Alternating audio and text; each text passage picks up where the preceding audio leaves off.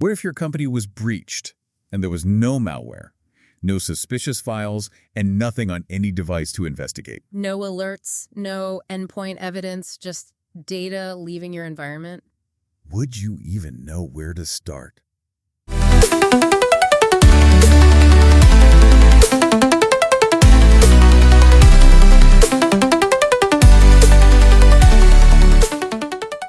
Welcome to F for Forensics, the podcast where we dive deep into the bits and bytes of the digital world. Today we're talking about a type of attack that doesn't leave behind what most investigators are trained to find. This is F is for Fileless in the cloud. Attacks without endpoints. It is a fundamentally different landscape. I mean, we're talking about a scenario that completely strips away the standard investigator playbook. Yeah, it really forces you to confront a truly invisible threat. And that is exactly our mission for this deep dive. Right. We're going to completely deconstruct this invisible threat for you. We want to help you understand exactly how attackers are operating right now, today, when there is, well, absolutely nothing to find. At least nothing to find in the traditional sense, right? Exactly. It requires this complete rewiring of your investigative brain. I mean, if you're used to the old way of doing things, you're just going to be completely blind to what's happening right inside your own systems. Oh, absolutely. So, okay, let's unpack this. Because when we talk about traditional forensics, we're really talking about finding tangible evidence on a machine. Right, the physical stuff. Yeah. You know, you're pulling the master file table. Right. Or analyzing registry hives to look for persistence mechanisms. Yeah, or dumping memory to look for injected processes, things like that. Exactly. Or even carving out file slack on a physical hard drive. It's a very, very physical, very artifact-driven process. It is. And, well, what's fascinating here is that the entire traditional forensic methodology, it relies heavily on the concept of a stateful environment. Stateful meaning like the machine holds a record of what happened. Exactly. When an attack happens in that traditional model, the attacker brings custom binaries with them. Like actual files. Yeah, actual malicious files. They compile a payload, they drop it onto a Windows or, a Linux server, and then they execute it. Right. And that execution leaves a trace. It always does. That binary interacts with the local file system. It makes system calls. It modifies local configuration files just to make sure it survives a reboot. Which is how you catch them? Exactly. All of those interactions, they leave a permanent signature on a disk. A file hash, a modified timestamp, maybe an altered DLL. Right. And so an investigator can just image that disk, put it in a nice, safe analysis environment, reverse engineer the executable, and basically map out the entire intrusion step by step. But wait, in modern cloud environments, this entire paradigm just gets thrown out the window. Completely out the window. Because attackers, well, they don't need to drop any malware anymore. They don't need to bring any external files into your environment at all. Right. But I do want to push back a bit here, though. Sure. Even if an attacker isn't dropping a custom remote access Trojan or whatever, don't the built-in cloud tools they use leave some kind of mark? Because it just seems impossible to interact with a massive system and generate zero evidence. Yeah, and what's fascinating here is the psychological trap this sets up for the investigator. The psychological trap. Yeah, because you are absolutely correct. Interactions do generate evidence, but it is not the type of evidence our security stacks are calibrated to catch. Okay, I see where you're going. Right, because we have trained security operations centers for 2 decades now? At least. 2 decades to look for malicious indicators of compromise. Known bad IP addresses, malicious file hashes. Suspicious memory allocations. Yeah, exactly. So when they run an agent-based query across their whole fleet, and the endpoint agents report back that there are 0 malicious binaries running, what happens? The brain just defaults to, hey, everything is fine. Precisely. It creates this massive, very dangerous false sense of security because the mark left behind isn't a file at all. What is it then? It's a configuration change. Or, an API call on the control plane rather than the data plane. Okay, because they are looking for something that the attacker never even brought to the scene of the crime in the first place. Exactly. Let's use a functional analogy here just to make this super clear. I love analogies. Go for it. So instead of a burglar dropping a physical crowbar, let's think about a corporate expense account. Okay. Traditional forensics is like searching every employee's pockets for a stolen fake credit card. Right. Looking for the physical bad thing. Exactly. Yeah. But in the cloud, the attacker isn't using a fake credit card. They're using the CEO's actual company-issued corporate card. That's a great way to look at it. So we shouldn't be looking for plastic in people's pockets. We should be looking at the itemized receipts to figure out why the CEO supposedly bought, 400 laptops at 3:00 a.m. in Romania. Yes. The card itself is perfectly legitimate. Right. The crime is entirely within the context of the receipt. That is a much more accurate way to model the threat. The tool itself is neutral. The attacker is just utilizing the infrastructure that you have already conveniently laid out for them inside the system. You're using our own tools against us. Exactly. The environment itself has been weaponized against the owner of that environment. They are using your own administrative features. Which is wild. It is, and this represents a massive evolutionary leap in attacker strategy. I mean, for a long time, the industry talked about a concept called living off the land. Oh, man, I remember when that was the big buzzword. Oh, yeah, LOL bins. Yes, LOL bins, living off the land. The idea was that attackers would compromise a server, but instead of downloading custom malware, that would get flagged by the endpoint protection. Right, which is noisy. Very noisy. Instead of doing that, they would just abuse native operating system utilities. Exactly. Like they would launch a PowerShell script encoded in base 64. Right. Or use Windows management instrumentation to move laterally across the network. Yeah, they were living off the native binaries of that specific operating system.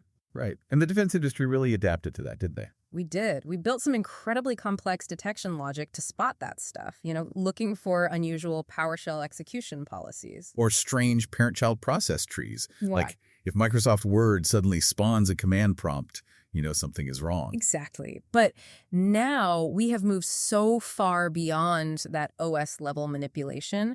We aren't just living off the land anymore. No. We are dealing with the modern iteration of this concept. Attackers are now basically living off the cloud. Living off the cloud. Okay, let's really dig into what that actually looks like in practice. Sure. Because the cloud isn't just a bunch of servers sitting in someone else's data center. It is this entirely different ecosystem driven by control planes and identity and access management. Right. IAM is everything. So when we say they are living off the cloud, what specific tools are they hijacking? Because we're talking about things much more complex than just a local PowerShell script now, right? Oh, absolutely. They are utilizing a whole array of incredibly powerful built-in cloud capabilities. And frankly, most security teams have very limited visibility into these tools. Give me an example. Well, for instance, they are heavily abusing the cloud provider's own command line interfaces and Cloud Shell environments. Okay, break down a Cloud Shell for me.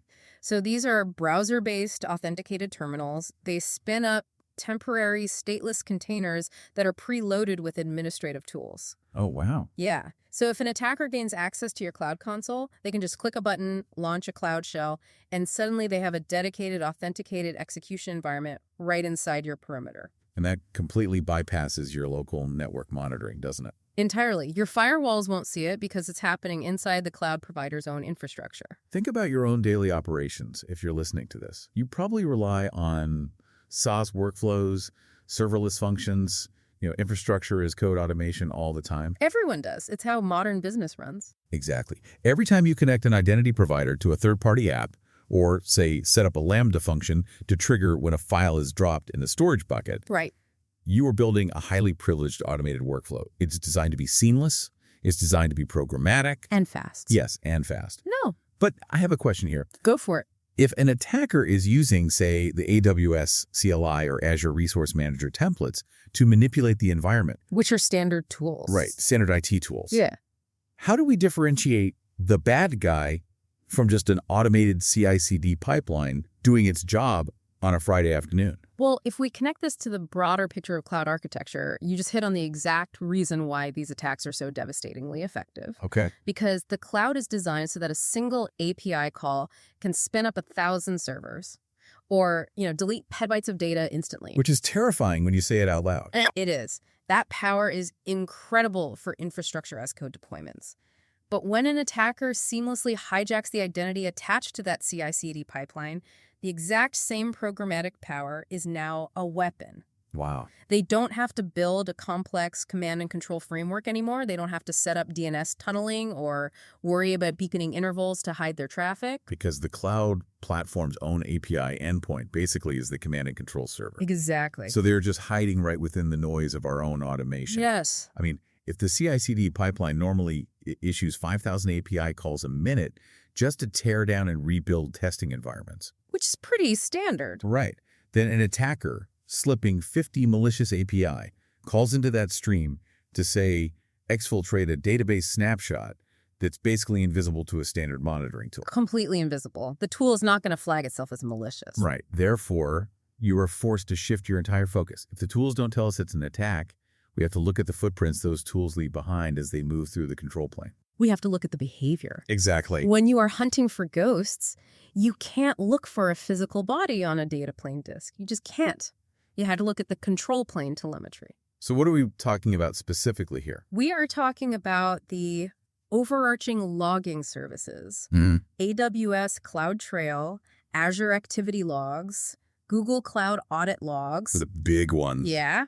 We're talking about identity federation events. And crucially, above all else, we are talking about timing and the specific anatomical structure of the API request itself. Okay, let's really break those down, because this right here is where the new forensics actually happens. Let's look at the anatomy of an audit log. Let's do it. Essentially, every time an entity asks the cloud to do something, right, whether it's list these storage buckets or modify this security group or assume this administrative role. Right, any action. Any action. It does that via a REST API call. And the cloud platform writes down a highly structured JSON receipt that says, hey, this request was made.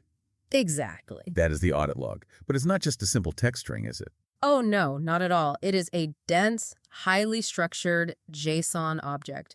And I'll tell you, understanding its fields is literally the difference between catching a breach and missing it entirely. So what's inside it? A single log entry will contain the event time, the event name, the source IP address, the user agent string of the tool making the call, Okay. and most importantly, the user identity block. The user identity block. Yes.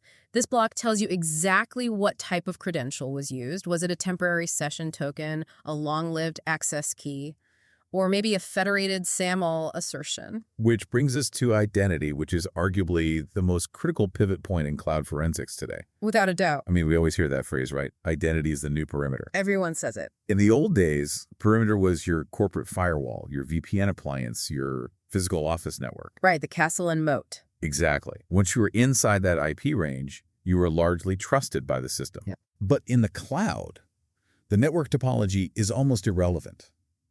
You can access the management console from a coffee shop in Seattle or a data center in Moscow. It doesn't matter. It doesn't matter. Therefore, the only way to validate a transaction is by verifying the identity making the call. Exactly right. So when an attacker is living off the cloud, they have to assume an identity. And to build on that, the way they assume that identity is often through exploiting metadata services or stealing OAuth tokens. Okay, walk me through that. How does that actually happen? Well, consider a scenario where an application is running on a virtual machine. That application needs permission to read a database, right? Sure. Instead of hard-coding a password into the app, which is a terrible idea. Right, we don't do that anymore. Hopefully. So instead, the cloud provider assigns an identity and access management, or IAM, role to the machine itself. Okay, so the machine has the role. Yes. The application queries a local unrouted metadata IP address, retrieves a temporary time-bound security token, and uses that token to authenticate to the database. Here's where it gets really interesting. Yeah. Because if an attacker finds a server-side request forgery vulnerability, an SSRF, in that web application, Oh, yes. they can actually trick the application into querying that internal metadata IP address on their behalf. Yeah. Right. Exactly. And then the application just hands the attacker the temporary token. Wow. So the attacker doesn't need to crack a password? Dope. They don't need to bypass multi-factor authentication? Not at all. They just lift the live token right out of memory, copy it to their own laptop off-site, and start issuing API calls as if they were that trusted server. And this is where timing and context become your only viable investigative tools. Because the token is technically valid. Yes. Let's say that token is stolen. If the identity associated with that web server suddenly starts issuing API calls to, say, list all the users in the directory. Which a web server has no business doing. Exactly. Or if it attempts to modify the routing tables of the virtual private cloud, actions a web application would just never natively perform. That is the behavioral anomaly. The action itself, listing users, is a legitimate API function. But the context A web server role performing directory enumeration, that is a massive red flag. Which brings up the terrifying reality of log retention. Oh boy. Because in traditional incident response, if a physical server was compromised, you could just pull the plug, yank out the hard drive, Throw it in a bag. put it in an anti-static bag, lock it in a safe, and have an analyst parse the master file tables 6 months later if you wanted to. You had all the time in the world. Because the data on that physical disk is static. Hmm. It waits for the investigator. But cloud logs, they do not wait for you. They absolutely do not. The volume of telemetry generated by a modern enterprise cloud environment is just staggering. I can only imagine. We are talking terabytes of JSON logs per day.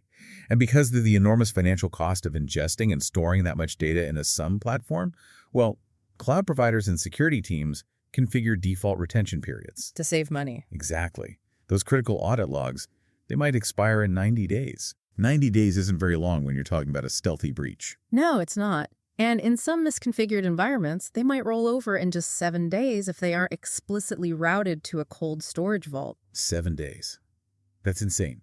It's like footprints in the wet sand right before high tide. That's a perfect way to describe it. The evidence is there. It's clear as day if you parse the JSON right now. But if you don't capture that audit log immediately and route it to a protected, immutable storage bucket, the ocean just washes it away forever. Gone. And once it's gone, it is mathematically impossible to reconstruct the attack, isn't it? Pretty much, yeah. Because you can't just go back and ask the cloud provider for logs they've already purged from their infrastructure. No, you can't. And I'll tell you, it induces sheer panic for traditional responders. I bet. Imagine being called into a major incident. The legal team is breathing down your neck, asking what customer data was exfiltrated. The worst meeting ever. Right. You query the cloud environment only to realize the initial access happened 4 months ago, and your retention policy was set to 90 days. Oh, man. You have zero evidence of the initial vector. You are completely blind to how the attacker escalated privileges. You just know they were there because a massive outbound data transfer triggered a billing alert last week. It is a nightmare scenario. A total nightmare. So the evidence isn't a file, it's behavior, it's context, and it is highly ephemeral. Yes. If you aren't actively piping those logs into a data lake away from the attacker's reach, you are basically flying completely grounded. Absolutely blind. Okay, I think we have established that the old way is dead, artifacts are gone, behavior, identity, and timing are literally the only evidence left. Correct. But, talking about the structure of a JSON log abstractly is one thing. I want to really ground this for you listening. Let's walk through exactly how this plays out step by step in an actual real-world incident. Okay, let's do it. Let's look at the anatomy of a ghost breach. Let's reconstruct a scenario based on some recent high-profile cloud intrusions. That's good. Imagine a fast-moving DevOps team at a mid-sized financial technology company. Okay, fintech, so lots of sensitive data. Lots of it. They rely heavily on infrastructure as code and automated deployment pipelines. Very standard setup. Right. So one afternoon, the security team receives a notification from a dark web monitoring service. Always a bad sign. A highly sensitive database snapshot containing customer financial records is being offered for sale on an underground forum. The ultimate bad day. Yeah. So the incident response team spins up. They get the alert. The data is definitely out there. Yeah, it's real. The first thing they do, based on their legacy muscle memory, is they lock down the endpoints. Actually. They check their security dashboards. They run a sweeping query across their entire EDR platform, scanning every laptop, every Kubernetes node, every virtual machine they could touch. Doing exactly what they were trained to do. Exactly. And what do they find? Absolutely nothing. Nothing. Nothing. The endpoint telemetry is pristine. No anomalous processes, no unknown binaries, no modified system files. Wow. According to their traditional tooling, their compute environment has not been breached. So the illusion of nothing happened is in full effect.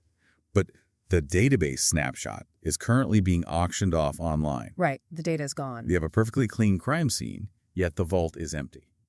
So how did the attacker bypass the entire compute infrastructure? Well, if the team has adapted to the new model, they stop looking at the virtual machines entirely, and they pivot directly to the cloud control plane logs. Okay, so they go to CloudTrail or whatever. Exactly. They pull the CloudTrailer activity logs for the past 30 days, filtering specifically for events related to that compromised database. Makes sense. And when they look at the identity telemetry rather than endpoint artifacts, the true attack path emerges. What does it show? The logs show that a specific identity, a service account named Jenkins CI deploy role, has been executing the commands. Let's pause on that for a second. A service account, for those managing large environments, is basically the lifeblood of automation, right? It absolutely is. It's a non-human identity created specifically for applications or automated CI/CD scripts to interact with the cloud programmatically. Right, a machine identity. So if I have a deployment pipeline that needs to update code on a server and pull a database schema, it authenticates as that service account. Correct. And because they are meant for automation, these accounts are incredibly powerful, right? Often way too powerful. They often have broad permissions across the environment. Mm-hmm. They authenticate using static access keys or tokens, not a password and an authenticator app. And that's the core vulnerability right there. Yeah. These accounts often suffer from terrible privilege creep. Privilege creep, okay. A developer might assign a policy with a wildcard permission, like, say, s3.asterisk or rds.asterisk. Just to make things work. Exactly, just to make sure their deployment script doesn't fail on a Friday afternoon. But doing that grants the service account full administrative control over all storage buckets or databases in the entire account. Ouch. Yeah. So in our scenario, let's say a junior developer accidentally committed the static, long-lived access key for that Jenkins deployment role into a public code repository on GitHub. Oh, man. And we know that automated scraping tools operated by threat actors are constantly monitoring public repositories. Constantly. 104/7. The moment a key starting with a key hits a public commit, it is scraped and validated within, seconds? Literally seconds. So the attacker pulls this key, they load it into their local command line interface on their own machine sitting in, another country. Precisely. They configure their local CLI with your credentials. Mm-hmm. And their very first action is typically a discovery call, something like Essence get caller identity. Right. This is basically the cloud equivalent of typing WAMI on a Linux box. Exactly what it is. The cloud provider's API responds with the Amazon resource name, the ARN, of the identity they just compromised. Mm-hmm. So the attacker now knows, hey, I am operating as Jenkins CI deploy role. And once they know that, they start exploring. They run commands to list the attached IAM policies. To see what they can do. Exactly. And they realize this role has the ability to take database snapshots. Yeah. And crucially, it has the ability to modify the permissions on those snapshots. Okay, but wait.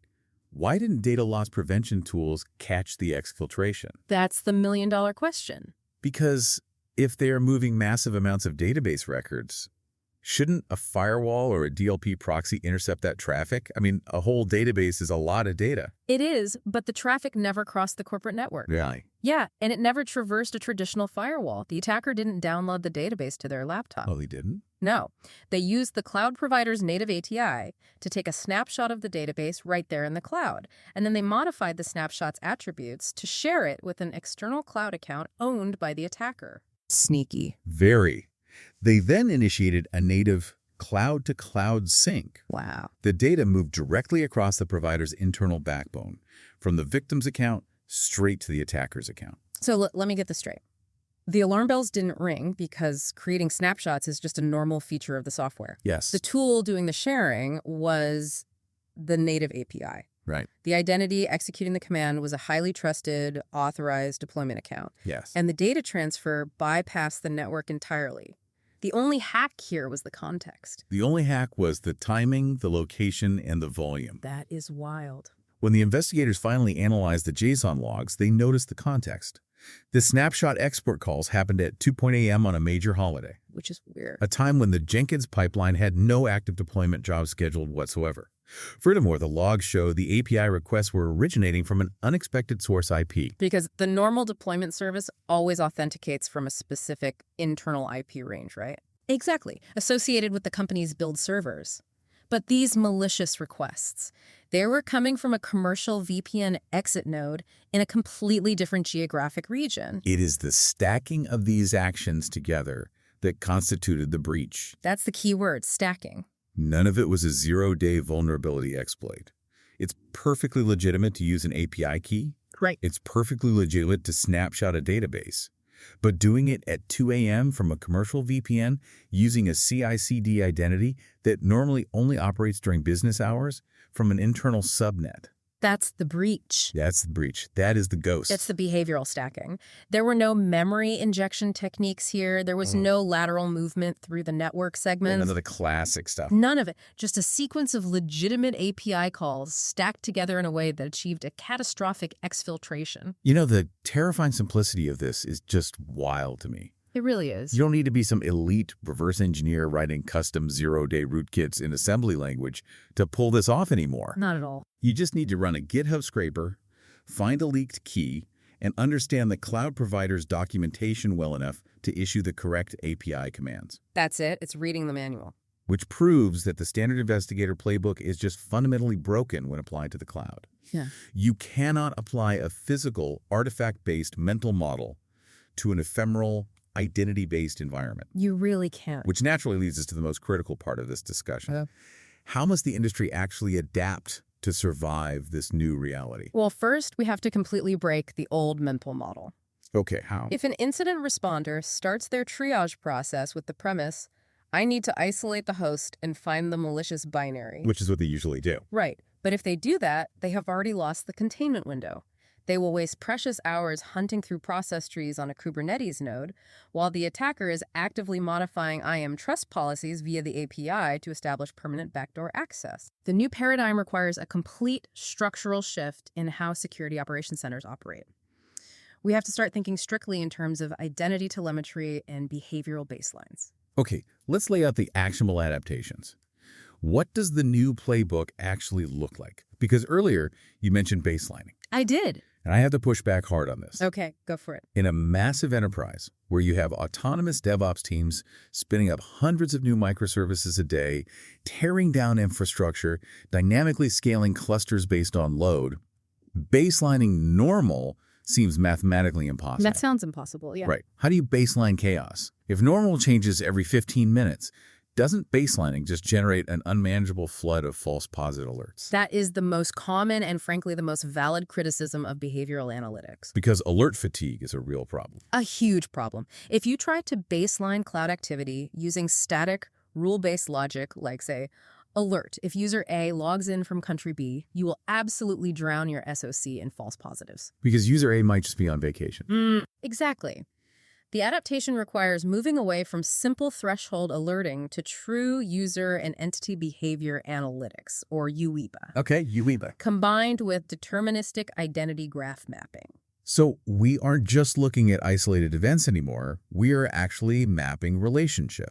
Sorry, to build on that, we are looking at the mathematical probability of an action. The probability. Yes.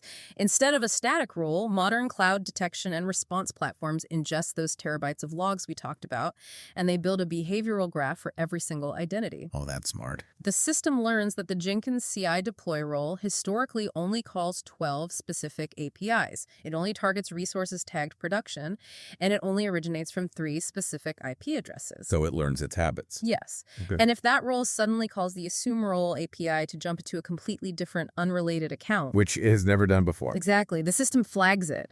Not because it broke a hard-coded rule, but because it deviated entirely from its historical mathematical cluster of behavior. You really have to know your normal better than the attacker does. And you have to use machine learning to map that normal continuously. You do. But let's talk about the second massive hurdle here. Log retention and the sheer cost of observability. Yeah, we touched on that. We talked about how ephemeral these logs are, and you said you must preserve logs early. But ingesting every single cloud telemetry event into a premium SIEM platform can cost a company millions of dollars a year in licensing fees. It gets very expensive, very fast. How do teams balance the absolute necessity of having historical logs for investigations against the reality of enterprise budgets? This is where data tiering and log routing become really critical engineering disciplines for security teams. Data tiering, okay. You cannot afford to put every single VPC flow log or load balancer metric into your most expensive hot search SIEM index. It's just too much data. Way too much. You must proactively configure your environment to route high-fidelity control plane logs like IAM policy modifications, console logins, and KMS key usage. The important stuff. Right, the stuff that tells you who is doing what. You route those into the hot SIEM for real-time alerting. Meanwhile, you route the massive, high-volume, low-fidelity logs like object-level S3 reads or network flow data into a low-cost cold storage data lake. So you capture all the footprints, but you store the highly detailed ones in the expensive vault for immediate analysis. And you put the billions of grain of sand logs in a cheap warehouse, where you can still query them later during a deep investigation if you absolutely need to. Exactly. That strategy gives you the historical runway you need without bankrupting the security department. Makes a lot of sense. And the third crucial adaptation is cross-platform correlation. Which is tough. It is. Modern enterprises do not exist in a single cloud anymore. They have their primary infrastructure in AWS, their corporate identity managed by Azure Active Directory, And their productivity applications in Google Workspace. Exactly. It's a multi-cloud reality. It's like tracking a highly sophisticated financial fraud ring, right? Yeah, how so? The suspect buys a burner phone, then uses it to open a fake shell company, then transfers money to an offshore bank. Yeah. If you are only looking at the phone records, or only looking at the bank statements in isolation, you lose the narrative entirely. That's a perfect analogy. You have to connect the dots across the entire network. If an attacker compromises a user's Okta session, uses that to pivot into an AWS role, and then exfiltrates a database. Right. If your security teams are siloed, with one team looking at Okta logs and another looking at AWS CloudTrail, the attacker just slips right through the gap. And that cross-cloud correlation is the final, most difficult maturity stage for any team. You have to stitch together disparate log formats using unique identifiers like a session ID or a user principal name. To trace the whole journey. Yes, to trace the holistic journey of that identity, regardless of which specific vendor's platform it is interacting with at any given millisecond. So I really want to distill all of this complex engineering advice. The identity graphs, the data tiering, the cross-cloud correlation.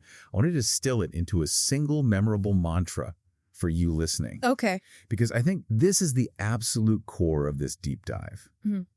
The golden rule of modern forensics just isn't where is the virus anymore. It really isn't. The question you have to constantly ask, the question that should govern every SIEM alert you triage and every architecture review you conduct, is simply, what action doesn't belong here? I love that. That framework changes everything. What action doesn't belong here? Yeah. It shifts the focus entirely from the tool, which, as we've established, is often a perfectly legitimate built-in administrative API, to the context surrounding the action. Exactly. The context is king. Is this specific federated identity supposed to be executing this infrastructure as code template at this time of night from this geolocation, altering this volume of data? Right. If the answer to any of those contextual parameters is an anomaly, well, you have found the ghost. It requires a much deeper level of analytical thinking from our security teams now. Yeah. It's not just running an automated scanner and waiting for a dashboard to turn red anymore. Not at all. It's being a true investigator, understanding the topology of the system, the flow of automation, and the behavioral patterns of the identities operating within it. It is a fundamentally more demanding way to operate, I won't lie. It requires continuous learning, rigorous tuning of behavioral models, and an intimate understanding of complex IAM architectures. It's a lot of work. But there is no alternative. The threat actors have already evolved. They recognize that the path of least resistance is to simply stop playing the traditional game. Yeah, they moved on. They have abandoned the physical malware payload. They have abandoned the persistent artifact. If the defense industry refuses to follow them into the realm of behavioral context and control plane telemetry, we will lose the visibility war entirely. It really puts the responsibility back on us to deeply, intimately understand the environments we build. Which brings me to a final thought for you to chew on as we wrap up this deep dive. Okay. If an attacker's most effective weapon is simply mimicking our normal, everyday programmatic actions in the cloud, then the future of digital security isn't about building taller network walls or buying more advanced endpoint detection agents. Nope. It's not about finding a magic black box that solves the problem. It's about having a profound mathematical understanding of our own digital habits. Absolutely. The better you understand your own operational baseline, the faster you can spot the anomaly in the noise. When the abnormal is perfectly disguised as normal, your greatest defense is absolute clarity of your own environment. And next time, we're turning the spotlight on something uncomfortable.